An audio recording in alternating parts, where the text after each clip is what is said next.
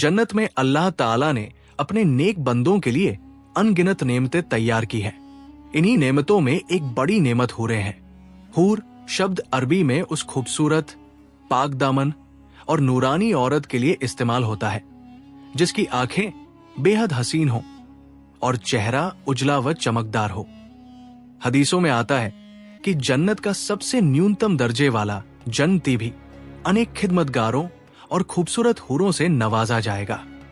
इन हूरों की सुंदरता, रंगत और नूर इतना अनोखा होगा कि दुनिया की किसी चीज से उसकी मिसाल नहीं दी जा सकती। कुरान करीम में उन्हें मोती की तरह महफूज, शर्मीली निगाहों वाली, कभी न छुई गई और परदाइन कहा गया है। इनका हुस्न ऐसा होगा कि जैसे मोतियों की चमक, ताजगी का एहसास और सफाई का नूर सब एक जगह जमा कर दिया गया हो। जन्नती पहनावे, खुशबू और आदाब के साथ ये हूरें अपने जन्नती खाविंद की तवज्जो, मोहब्बत और खिदमत में रहेंगी। जन्नत की महफिलों में वे नरम, मीठी और सोज भरी आवाज में नगमे पेश करेंगी जिनकी मिठास और लुत्फ दुनिया के किसी साज या गीत में नहीं मिलता। हूरों की कई किस्में बयान की गई हैं। हूरैन बड़ी, कशिश भरी आंखों वाली, जिनकी चमक कपड़ों के पार भी नजर आती है। उतराब जन्नतियों की हमउम्र, न बूढ़ी होंगी न थकान होगी। उरूब अपने खाविंद से दिलोजान से मोहब्बत करने वाली और बेहद वफादार। कवाया जिनके जिस्म में तरतीब, नफासत और बारीकी हो। खैरात हिसान बेहतरीन अखलाक और सबसे आला हुस्न वाली।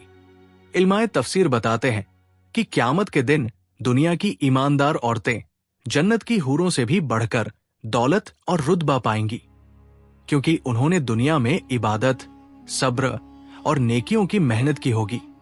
उनकी जवानी, सुंदरता और नूर जन्नत में नए सिरे से दिया जाएगा और वो हमेशा रहने वाला होगा।